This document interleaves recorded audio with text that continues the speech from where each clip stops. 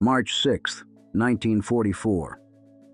At 23,000 feet over enemy skies, a B-17 bomber named Hell's Fury thundered across the heavens. Its aluminum skin shimmered in the morning light, framed against the dark clouds over Augsburg, Germany. In its tail sat Staff Sergeant Michael "Mad Mike" Donovan, a wiry, sharp-eyed South Boston native with calloused hands and the kind of stare that made seasoned crewmen uneasy. He had no medals, no kill count, just a reputation that traveled faster than the bomber itself. The crew didn't say much that morning. They rarely did.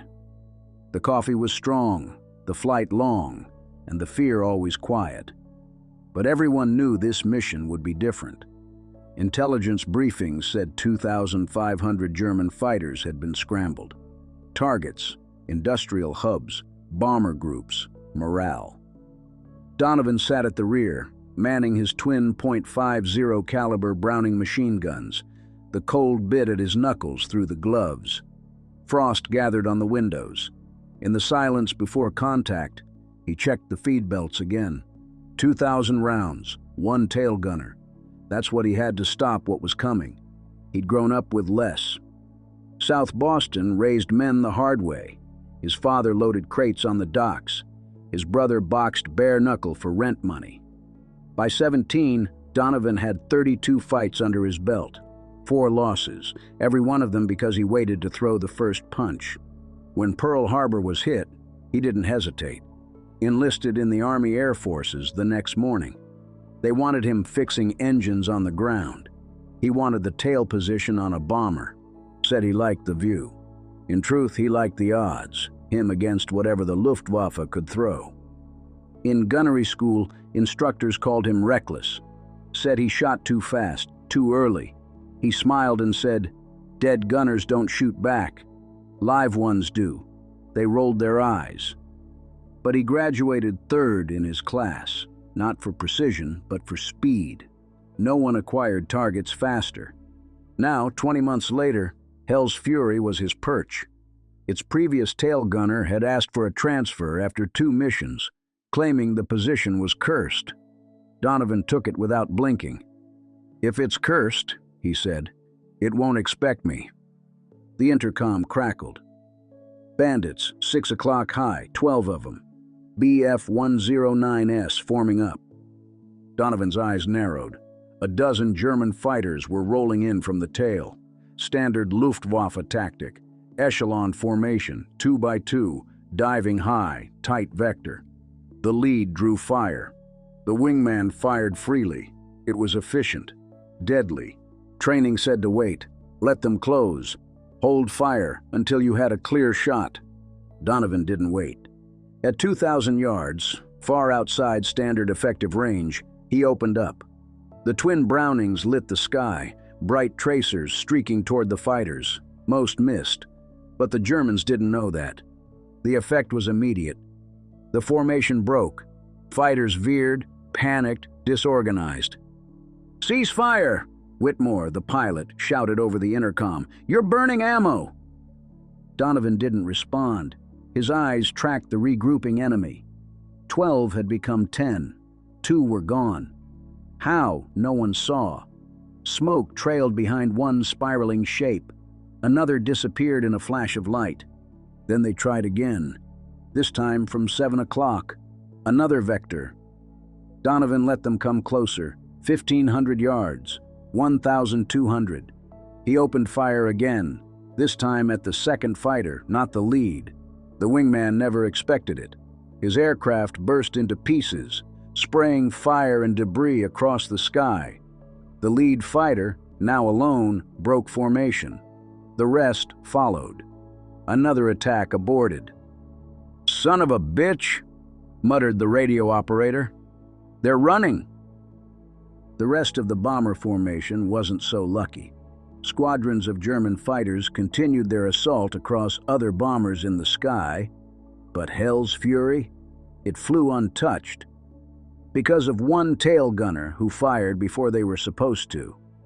At the end of that first wave, Donovan had used 1,600 rounds, 80% of his ammunition. The crew chief counted each empty casing after landing. "That's not defense," he told Donovan. "That's suicide." Donovan lit a cigarette and said, "We didn't get hit." The next day, Donovan was back in the tail. Mission 2, ball-bearing factory near Stuttgart.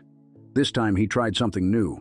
As the fighters closed in, he fired not to hit, but to force them to think. Short, sharp bursts into the airspace ahead of their path. Predictive shooting. Psychological deterrent. A Bf-109 peeled off before it ever entered range. That night in the barracks, Donovan didn't drink. He studied. Charts, intel reports. Formation tactics. He analyzed the standard German patterns, how fighters used bait and switch runs, how American gunners followed the lead threat and left the formation vulnerable. He saw the flaw. The enemy dictated when the fight started. Defensive doctrine meant reacting, and reacting meant dying. So he crafted something different. A philosophy, a blueprint, a doctrine. Strike first. Force the enemy to adapt. Use fire not to destroy, but to disrupt. Intimidate. Make every bullet count more in fear than in metal. Donovan had no name for it, but it would later be known as the Donovan Doctrine. 3 days later, March 6, 1944, that doctrine would be tested. Target, Augsburg. Intel said the factory was critical to German aircraft production. 800 B-17S were going in. German command was ready. Expected resistance, overwhelming. The kind of mission that left bombers burning in fields of fire. As Whitmore gave the pre-mission briefing, Donovan raised a hand. "Permission to fire early, sir, before they reach attack range." Whitmore glanced at him. "You'll burn out your ammo. You'll get us killed." "Or I'll keep them from killing us," Donovan replied. "Sir, they've had the initiative for 2 years. Maybe it's time we stop waiting." Whitmore studied him for a long moment, then nodded. "One mission. You screw this up, you're off the gun." Donovan nodded back. "Deal." At 0647, Hell's Fury lifted off. By 0919 hours, the skies ahead shimmered with contrails. The enemy was coming. 12 o'clock passed quietly. Then the call came. "Fighters, 6 o'clock high, 12 bandits forming up." Donovan clicked his safeties off, breathed once, and pulled the trigger. The sound of diesel still echoed in his dreams. The tracers lit the sky before the enemy even reached attack speed. Most gunners waited for fighters to enter the kill zone, the so-called golden cone between 600 and 800 yards. Mike Donovan didn't. He fired at 2,000. His rounds weren't meant to hit. They were meant to interrupt, to shove fear into the chest of every pilot in that formation. And it worked. The lead fighter broke right, the wingman broke left. The rest? Disorganized, confused, half pulling out of the dive, half stuttering into an attack that no longer existed. They hadn't expected this. They'd been trained to lead the dance, not to dodge bullets on the way in. Hell's Fury remained untouched. No cannon fire, no bullet holes, no close calls. Because Donovan disrupted the rhythm before it ever started. Inside the fuselage, the crew listened to the chaos unfold over the intercom. Whitmore shook his head. "Jesus, Mad Mike, you just scared off a dozen of them." Donovan didn't reply. He was already reloading. It didn't take long. 15 minutes later, another staffel appeared. 18 planes this time. More coordinated, more cautious. They'd heard the stories. "Tail gunner on that one's crazy. Shoots before you breathe." This time they came from multiple angles. 6 o'clock, 5 o'clock, 7 o'clock. Standard tactic to overwhelm and divide fire. Donovan made his decision fast. He'd take the 6. He called it in. "Waist gunners, I'm locking down the tail. You've got 5 and 7. If they cut me off, finish them." The other gunners responded without hesitation. Donovan zeroed in on the lead BF-109, diving from directly behind. The distance closed fast, 1,500 yards, then 1,000. Most would open fire here, not Donovan. He waited. Let the German think he was safe. Let him commit. At 800 yards, Donovan fired. A wall of tracers met the fighter head-on. The engine burst in a single, clean explosion. The pilot never had a chance. No parachute, no wreckage, just smoke and silence. The next fighter hesitated. That was all Donovan needed. He shifted aim, anticipating where the second plane would drift after seeing his leader explode. He fired, not wildly, not desperately. 3 round bursts, each one closer than the last. The second BF-109 veered too late and caught a stream of fire that blew the left wing off in midair. Debris showered the airspace. The remaining fighters broke off, all of them. In under a minute, 2 kills, 0 hits on Hell's Fury. Donovan was halfway through his ammo. He didn't care. He was just getting started. Then came the big one. Radar pinged 36 more fighters. Combined with the survivors from the last wave, that made 48 enemy aircraft closing fast. They had no fighter escort, no nearby bombers. Hell's Fury was alone. "Permission to act," Donovan said. "Be more specific," Whitmore replied. "I want to break them before they form." There was a pause. Then, "Do it." The German fighters were still 2,000 yards out. Donovan opened up again. Not a few bursts, not warning fire. A full-blown barrage, 200 rounds in less than 10 seconds, aimed directly into the center of the enemy formation. He didn't expect hits, he expected panic, and he got it. The center fighter went down immediately. Direct hit. 2 more collided, trying to evade the shockwave of tracers. Suddenly, the Luftwaffe's finest weren't in a formation. They were in a scramble. 3 kills, 30 more out of position. The attack collapsed before it began. The pilot's voice cracked through the intercom. "What the hell was that?" Donovan calmly reloaded. "Just getting their attention." But he knew. This wasn't over. The enemy wouldn't retreat again, not without trying to save face. And they didn't. 90 seconds later, 12 fighters dove straight for the tail, all at once. No formation, no plan, just raw rage. Donovan exhaled, picked the middle of the group. He fired 3 tight bursts. 1 fighter exploded midair. 2 others broke away, trailing smoke. Still, 9 kept coming. They were within 400 yards now. Cannon fire lit up the sky. Flak grazed the fuselage. The metal shook. It didn't matter. Donovan tracked the 4th target, fired, hit. The engine flared out. Another kill. He shifted again. 5th fighter, 6th. Each one caught metal before they could return fire. His rounds were ruthless, fast, precise.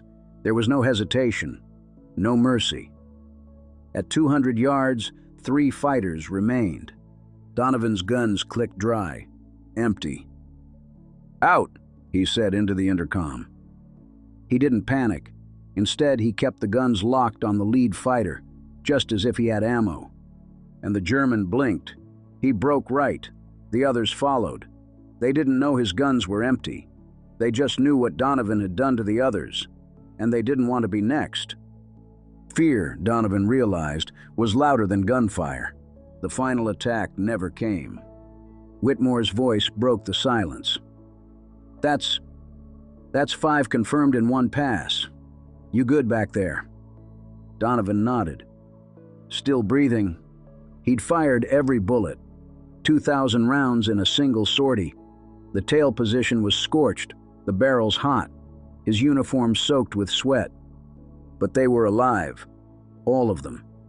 Hell's Fury continued to Augsburg. They dropped their payload, completed the mission. When they returned to base, the crew chief counted 47 holes in the plane. But not 1 man was injured. No engines down. No systems failed. Word spread before they even landed. Donovan had downed 12 fighters on one mission, with nothing but machine guns, instinct, and aggression. By nightfall, officers from other bomb groups were requesting to speak to him. And by morning, headquarters sent a jeep. They weren't here to congratulate him. They were here to recruit him. When Donovan stepped out of the tail of Hell's Fury, he didn't expect a hero's welcome. But he got one. The ground crew stopped what they were doing. Pilots from other bombers stood watching. The air was still thick with the stench of spent oil, sweat, and cordite. But no one said a word at first. They just looked, at the torn fuselage, at the blackened tail guns, at the man who just made it home without a single round left in his belts. Then someone clapped. Then another. Soon the whole line erupted. But Donovan didn't bask in it. He nodded once and walked straight to the armory to start cleaning his guns. Routine. Just another day. That was his way. But higher command had other plans. Within 24 hours, word of the March 6th mission spread up the chain. Not because it was the most kills in one engagement. It wasn't. But because of how it happened. One tail gunner had stopped nearly 50 German fighters from successfully completing an attack on a lone B-17. That just didn't happen. And yet, it had. By March 8th, Major General Frederick Anderson, commanding officer of the 8th Air Force Bomber Command, flew in personally to meet him. No fanfare. Just two men in a dim corner of the briefing room. "You're not here for a medal," Donovan said bluntly. Anderson nodded. "Correct. I'm here for your brain." He laid it out plainly. "We're losing too many bombers. Too many men. Our gunners are playing defense. You just proved offense works. I want to know if it's teachable." Donovan stared at him. "You want me to stop flying?" Anderson didn't blink. "I want you to make 300 more of you." The silence stretched. Donovan looked out the window, toward the row of B-17s being prepped for tomorrow's run. He thought about the crew, about Whitmore, about the next kid who'd climb into that tail position, scared and unready. Then he nodded. "All right, let's get to work." The very next day, he was transferred to the 1st Strategic Training Wing. His assignment: build a new doctrine, train a new class of gunners, rewrite the rulebook. And he did. The first thing Donovan tore up was the old manual. Conserve ammo. Wait for the attack. Don't engage unless certain of a hit that had gotten too many gunners killed.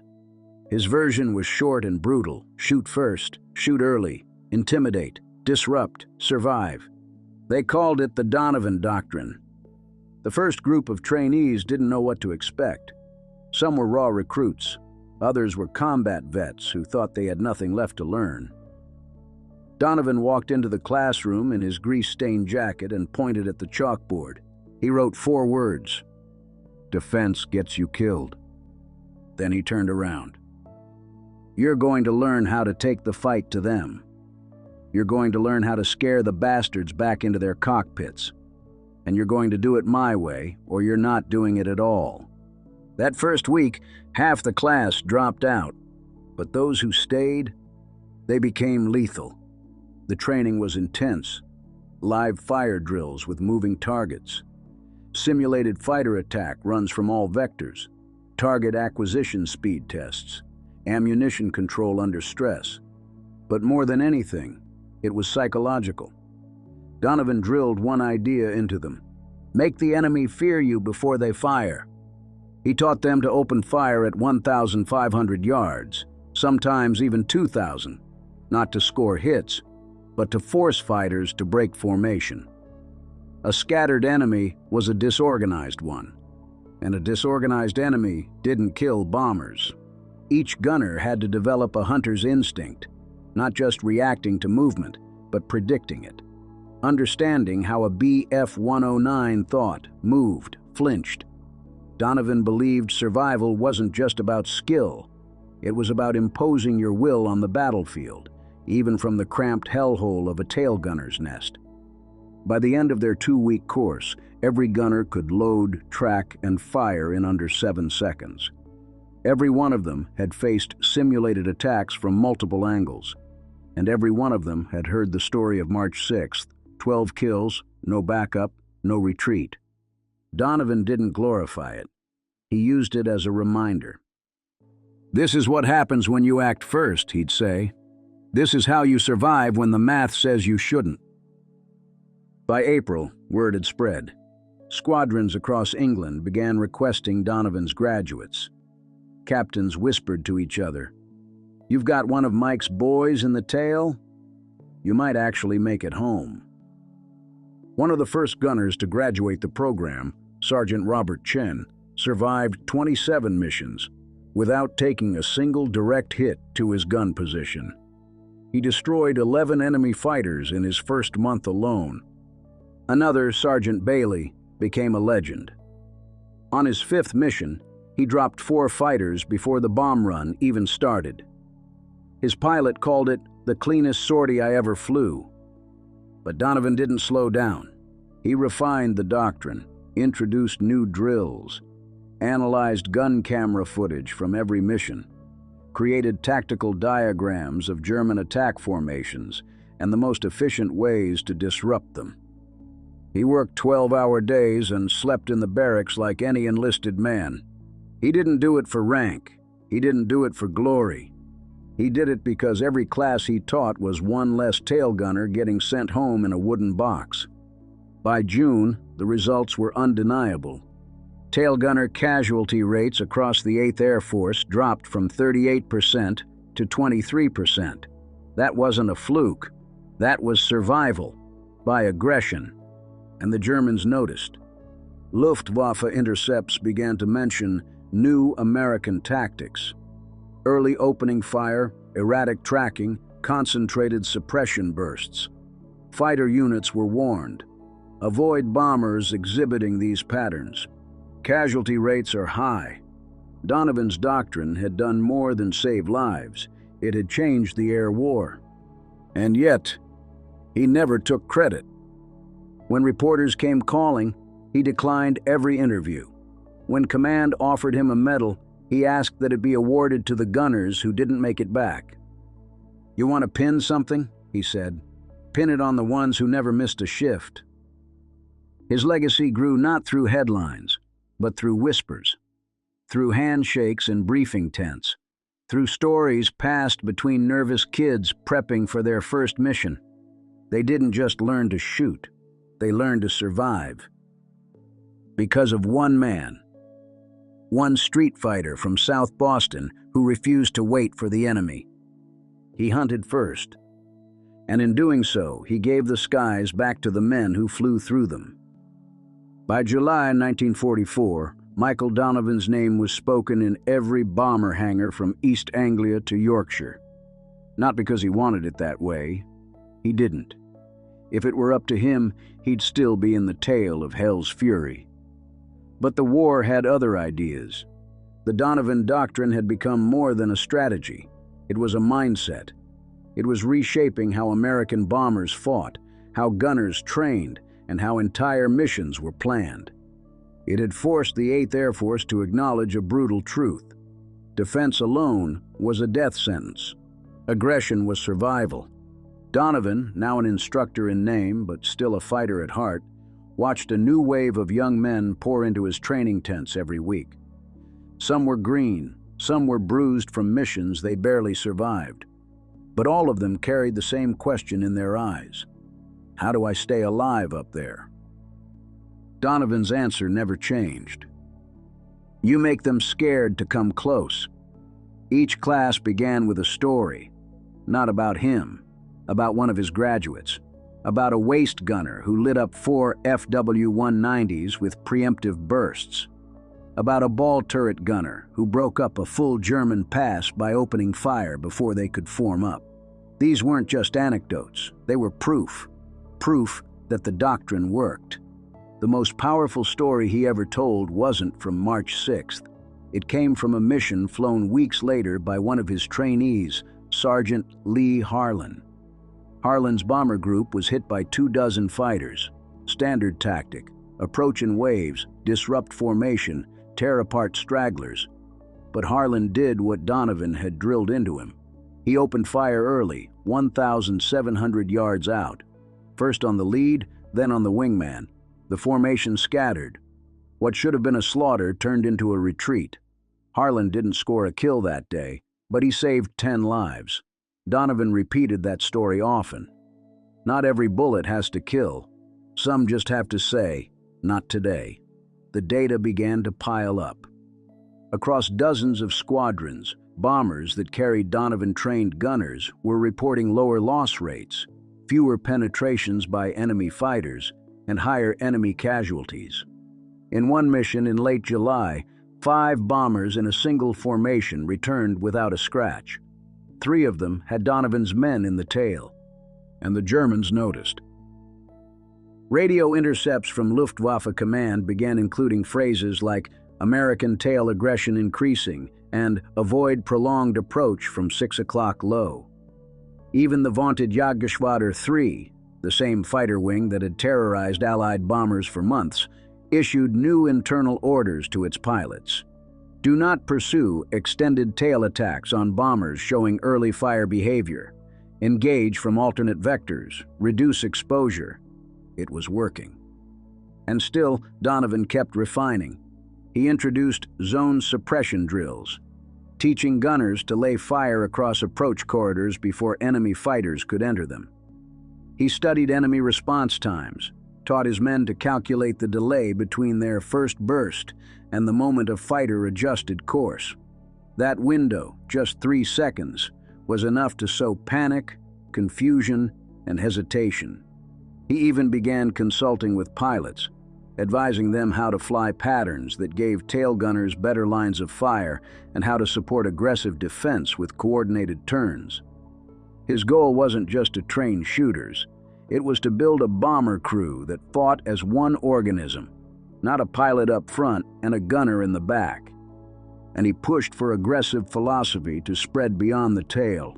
Waist gunners began adopting his tactics. Top turret gunners were taught to fire suppressive bursts as soon as they spotted incoming fighters.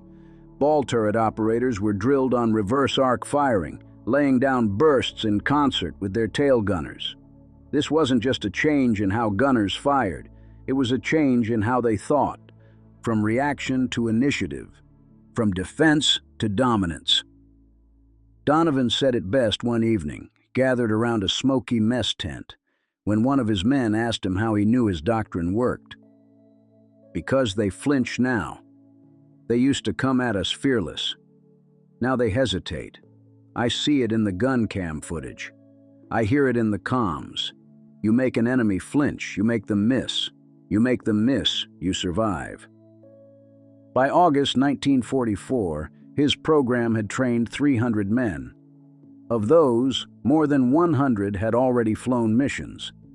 Combined, they had 78 confirmed kills and not a single combat death. Command took notice. Donovan was offered a field commission. He declined. "I don't need a bar on my collar," he told Anderson. "Just give me more ammo and more time." His tactics continued to spread, even to other air forces. The Royal Air Force began testing similar methods with Lancaster gunners. The results mirrored what Donovan had already proven. Early aggression saved lives. Meanwhile, Donovan's students began adding their own touches. One gunner, Sergeant Emilio Torres, pioneered a dancing fire method, alternating bursts across elevation bands to create the illusion of multiple gun positions. It worked.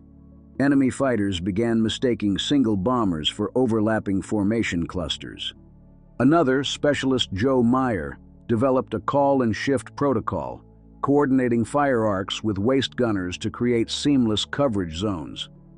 Donovan encouraged all of it. He wasn't territorial. He didn't need the credit. He just wanted more boys to come home.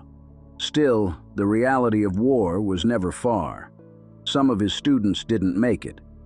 Not because they failed, but because sometimes even aggression isn't enough. Flak doesn't flinch. Lucky shots still hit. For every kill counted, there was a letter written. a family notified, a chair left empty. Donovan felt every one of them. But he never let it break him, because for every man he lost, he knew how many he'd saved. Not by being perfect, not by being invincible, but by being relentless. By refusing to sit back and wait for the enemy to fire first. The brass wanted to formalize the doctrine, issue new manuals, roll out changes across all units. Donovan resisted. "This isn't about paper," he said. "It's about mindset. You can't teach that from a book. You've got to get it into their blood." He was right. And as summer bled into fall, that mindset became standard. New gunners arrived, not expecting to hold the line, but to throw the first punch, to make the sky dangerous again for the enemy. By September, Donovan had trained more than 400 men. Their success rate was unmatched, their kill ratios unheard of, their survival odds doubled. But Donovan never took a day off. He was often found at night, alone in the hangar, going over footage. He'd pause frames, mark enemy flight paths, note where shots landed and where they didn't. He wasn't looking for praise. He was looking for answers. Answers that could save one more kid. Answers that could win one more fight. And every so often, he'd visit the tails section of Hell's Fury, now decommissioned, riddled with patched holes and scorched metal. He'd climb in, sit for a while, look out at the empty sky. It wasn't nostalgia, it was a reminder of where it all started, of what one man with 2 guns and a willingness to fight could do, and of how, in 4 brutal minutes on March 6, 1944, the tale of a B-17 Flying Fortress became the sharpest spear America had ever thrown across the skies of Nazi Germany. The fall of 1944 saw the air over Europe thick with steel, smoke, and something new: hesitation. German fighter pilots, once so sure of their kills, were now second-guessing themselves, adjusting their approach paths, and even refusing to engage entire bomber formations if they suspected an aggressive tail gunner might be aboard. This change didn't come from a new machine or a secret weapon. It came from the back of a B-17 and the doctrine of one man who refused to die quietly. Michael Donovan, now deep into his training command assignment, knew his days in combat were likely behind him. But the fight hadn't left him. If anything, it had evolved. He wasn't just arming young men with .50 caliber guns. He was arming them with belief. Belief that even when they were outnumbered, outspeeded, and outgunned, they could still win. By October, his reputation was legend. His nickname floated from base to base, the Tail Devil, not given by Americans, but overheard in German chatter. Captured pilots spoke of the bomber that bit back, of the gunner who made the skies a death trap. Pilots were told, if he opens fire early, break off. You're already behind. Donovan never let it get to his head. He hated the term legend. He preferred lucky. Luck, after all, could be shared. Fame couldn't. He focused on systems, on standardizing the Donovan doctrine without neutering it. He developed modules with live-fire tests, adjusted training sequences to emphasize confidence under pressure, and even had custom gun mounts installed so trainees could practice pivot drills with resistance matching actual flight conditions. But his most powerful lessons didn't come from technique. They came from mentality. Every second you wait for them to act, Donovan told his men, is one less second you have to live. The psychological shift was sweeping. At one point, the 8th Air Force conducted a quiet survey among its bomber crews, asking which position they felt safest flying near. The overwhelming answer: any bomber with one of Donovan's boys in the tail. Not the top turret, not the ball. The tail, the very position once considered the most dangerous on the plane, had become the symbol of offensive defense. Crews began requesting Donovan graduates by name. Pilots changed assignments to fly with them. Morale shifted. Suddenly, gunners weren't just the last line of defense. They were the first. Back in Boston, Donovan's father, a retired dock worker who once told his son he was too hot-headed for military life, received a letter from an officer in England. In it, he read about his boy's impact, how Michael's teachings were saving crews, cutting losses, turning entire missions. The old man brought the letter to the local bar, read it out loud, then folded it and said, "I taught him to fight." The Army taught him who to fight for. Meanwhile, in the skies, the Germans were adapting. They began employing decoy formations, sending small, weakly armed aircraft ahead to draw early fire and identify aggressive gunners. But Donovan-trained crews adapted faster. They coordinated fire, spotted the traps, and held bursts until the real threat emerged. The cat and mouse evolved, but the hunters were different now. The most striking moment of the fall came during a raid over Stuttgart. 2 entire Luftwaffe staffels, over 50 fighters, broke off a planned attack after a single B-17 opened fire at extreme range and dropped one of their lead aircraft in seconds. The bomber hadn't even fired a second time. The rest of the fighters peeled off, unwilling to risk another loss. The report from German command called the incident tactically demoralizing. Donovan read that line in a report handed to him by Major Anderson. "Demoralizing," he repeated. "That's how we win. Not just with bullets, with fear." He began working with Army psychologists to integrate the theory deeper. He wasn't interested in turning gunners into machines. He wanted them to understand what made fear work, what made enemies flinch. His training began to include reaction timing drills, threat anticipation modeling, and battlefield psychology, all decades ahead of its time. He even worked with bomber group commanders to reassign gunners based on personality matches. Quiet, calculating shooters were paired with pilots who favored precision missions. Bold, loud gunners were assigned to high-risk runs. His thinking was simple. Every gunner is a weapon. Use the right one for the right job. By November 1944, enemy fighter squadrons had begun shifting their entire approach doctrine when intercepting American bomber groups. Instead of direct tail attacks, they moved toward 10 or 2 o'clock high-angle dives, attacks far harder for tail gunners to counter. It was a tactical admission. Tail positions were now too dangerous. Donovan's response: train waist gunners and ball gunners in the same aggressive fire discipline. Within weeks, Luftwaffe losses climbed again. But not every story was a victory. In late November, one of Donovan's earliest trainees, Sergeant Henry Quinn, was killed in a firefight over Kassel. His bomber was separated from formation, surrounded. Quinn downed 4 fighters before a 5th struck home with a 20mm round through the gun mount. He died instantly, but not before giving his crew time to turn and rejoin the group. Donovan received the telegram and didn't speak for a full day. The next morning, he added a new phrase to the training barracks. "You might not come home, but someone else will because of you." He never promised survival. He promised purpose. That December, his doctrine became official policy across the 8th Air Force. Training manuals now included his tactics. His principles were taught at gunnery schools in Texas, in Florida, in Nebraska, and not under his name, just as aggressive fire doctrine. He didn't want credit. He wanted impact. As Christmas approached, Donovan sat down with a war correspondent who'd flown in from London. The man asked him, "What do you want people back home to know about what you've done?" Donovan answered without hesitation, "Tell them we stopped waiting to die." He paused, then added, "Tell them the tail fought back." And that's what it was, a reversal of fate.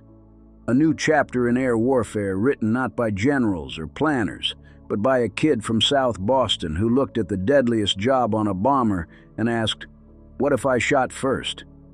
The Germans had the numbers. They had the machines. But they didn't have Donovan's gunners. They didn't have 19-year-olds trained to fire before fear could settle in, to disrupt formations, to rattle veteran pilots, to protect 9 souls with 2 barrels and a steady finger. It wasn't glamorous, it wasn't flashy, it was survival. And for the first time since the bombing campaigns began, American gunners weren't just surviving. They were winning. The war would continue, of course. The bombs would keep falling, the skies would remain filled with smoke and fire, and men would keep climbing into aircraft, knowing they might not come back. But something had shifted in 1944, something unshakable, irreversible. Because of Michael Donovan, because of one mission, one mindset, and one moment in the sky over Germany, the entire calculus of aerial warfare had changed. Word spread not just through American bases in England, but through the corridors of the Pentagon, through after-action reports sent back to Washington, through the letters home that gunners wrote to their mothers and fathers, to their wives and sweethearts. "We've got a shot now," they wrote. "We're not just targets anymore. We can fight back." Donovan never returned to combat. He trained hundreds, watched as their names came back with kill counts, survived missions, citations for bravery. But his name never made the papers, never became a household term like Eagle Squadron or Flying Tigers, and that was fine by him. Fame wasn't the goal. Survival was. The irony is, the impact he had was greater than many generals, greater than entire divisions. His doctrine saved aircraft that went on to destroy factories, break enemy lines, and shorten the war. The men he trained lived to see VE Day. They returned home. They held their children. They built homes, started businesses, taught in schools. All because one man rewrote the role of a tail gunner. By 1945, the Luftwaffe was in shambles. Aggressive fire from American bombers had become so effective that German pilots referred to certain formations as flak walls. Many refused to attack at all. Intelligence intercepts showed their morale crumbling. And while strategic bombing certainly played its part, so did fear. Fear of facing gunners like Donovan's. But history is cruel to the unsung. Donovan passed away in 1998, quietly, without ceremony. No medals pinned on his chest at the funeral, no flags folded by white-gloved hands. Just a casket, a priest, and a few men in their 70s who remembered what he meant, who remembered that March morning over Augsburg. They gathered not in dress blues but in worn jackets, leaning on canes, their medals tucked in drawers back home. One by one, they raised a glass and said the same thing. He taught us to shoot first, then silence. Because some lessons don't need repeating. They're felt in the bones, in the moments you survive because someone else showed you how. We often speak of valor, of charging bunkers, storming beaches, staring down tanks. But courage takes many forms, and in the freezing, vibrating steel coffin of a B-17 tail turret, courage meant staying still, holding your fire, waiting. Then unleashing hell, not just to kill, but to protect. There are no monuments to Michael Donovan, no statues in Washington, but every time a bomber came home when it shouldn't have, his fingerprints were on it. Every fighter that turned back, every German pilot who said, "Not today," because he saw tracer fire before he was ready. That was his legacy. And it wasn't just war he changed. It was how we understood resistance. That sometimes defense isn't enough.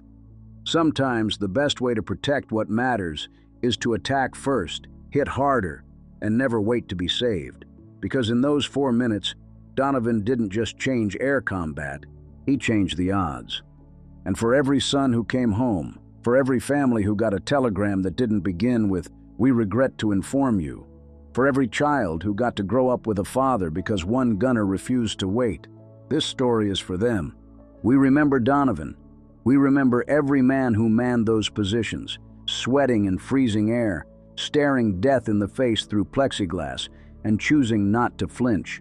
the gunners, the crews, the forgotten heroes of the skies.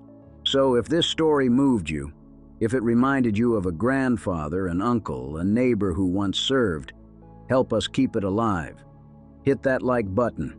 Subscribe to our channel, Ghosts of World War II, where we bring these stories out of the shadows. Share this with someone who needs to remember what real courage looks like. And drop a comment below. Tell us where you're watching from or who you're remembering today. Because these aren't just stories, they're legacies, and the best way to honor them is to never let them be forgotten.